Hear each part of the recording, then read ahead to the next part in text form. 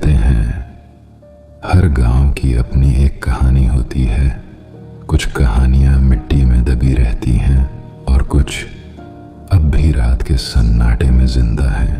आज की कहानी एक ऐसे ही गांव की है, गांव बेलापुर, जहां सूरज ढलते ही सन्नाटा पसर जाता है, क्योंकि वहां एक पुराना कुआं है, शिवा का कुआं, जिससे रात को किसी के रोने की आवाज आती है। विजय शहर में काम करने वाला एक नौजवान कई सालों बाद अपने गांव लौटा था। मां बीमार थी, इसलिए वो नौकरी छोड़कर वापस आया। गांव में कदम रखते ही सबने उसे कहा, रात को बाहर मत निकलना बेटा, वो कुआं अब भी जागता है।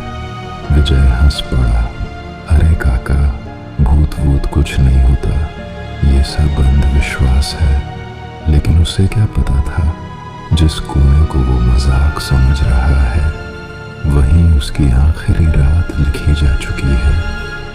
सूरज ढल रहा था। विजय ने पुराने दोस्त रामू काका से पूछा, सब इस कुएं से इतना डरते क्यों हैं? रामू काका ने गहरी सांस ली। 20 साल पहले शिवा नाम की लड़की इस कुएं में गिर गई थी। कहते हैं वो खुद नहीं गिरी थी, किसी ने उसे धक्का दिया था। उस दिन के बाद से रात को उस कुएं से किसी की सिसकियां आती हैं। कभी कभी कोई नाम भी पुकारता है। रात के 12 बजे विजय नींद से उठा। उसे लगा जैसे बाहर से कोई रो रहा हो। धीरे से खिड़की खोली और देखा, कुएं के पास एक सफेद साया खड़ा है, लंबे बाल, झुका हुआ चेहरा और एक धीमी सिसकी। विजय डर के कांप गया, पर बोला, कौन है वहां? सन्नाटा। फिर अचानक पानी में किसी के गिरने की आवाज। सुबह होते ही वो कुएं के पास पहुंचा। वहां कोई नहीं था, बस मिट्टी पर गीले पांवों के निशान थे, जो कुएं से निकलकर उसकी झोंपड़ी की ओर जाते थे और फिर वहीं गायब हो जाते थे। उस रात आवाज फिर आई, इस बार बहुत पास से, विजय मुझे बचा लो। डरते डरते वो कुएं तक पहुंचा। हवा जोर से चल रही थी, बादल गड़गड़ा रहे थे। उसने कुएं में झांका और देखा, काले पानी में एक चेहरा धीरे धीरे ऊपर आ रहा था।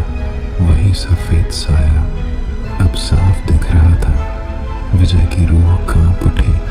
तभी वो साया बोला, विजय, तू नहीं जानता, तेरे बाप ने ही मुझे मारा था। विजय की आवाज फटी, क्या बोल रही हो तुम?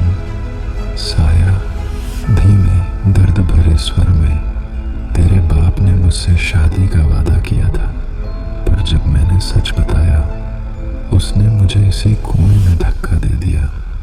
विजय पीछे हटने लगा, पर साया कुएं से निकलकर उसकी ओर बढ़ा। बाल हवा में उड़ रहे थे, आंखें लाल जल रही थीं। चारों तरफ सन्नाटा, बस एक ठंडी फुसफुसाहट, मुझे बचा लो। फिर एक चीख गूंजी और सब कुछ अंधेरा हो गया। अगले दिन गांव वाले विजय की झोपड़ी पहुंचे।